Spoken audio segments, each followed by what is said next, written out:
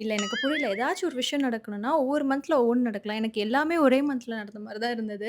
இந்த வாட்டி வந்து பார்த்தீங்கன்னா, காலேஜ் ஃப்ரெண்ட்ஸ் வந்துட்டு மீட் பண்ணலான்னு போயிருந்தேன். பாண்டிச்சேரி ட்ரிப் முடிச்ச உடனே வந்து பார்த்தீங்கன்னா, ஃப்ரெண்ட்ஸ் மீட்டப்க்கு தான் நான் வந்திருந்தேன். மார்னிங் கேப் புக் பண்ணி டைரக்ட்டா வந்து பார்த்தீங்கன்னா, சேலம் பாரடைஸ் வந்துட்டோம். ஃபர்ஸ்ட் டைம் நான் இந்த ரெஸ்டாரண்ட் ட்ரை பண்ணேன். ரொம்பவே நல்லா இருந்தது. ஃப்ரெண்ட்ஸுமே ஒவ்வொருத்தரா வர ஆரம்பிச்சுட்டாங்க.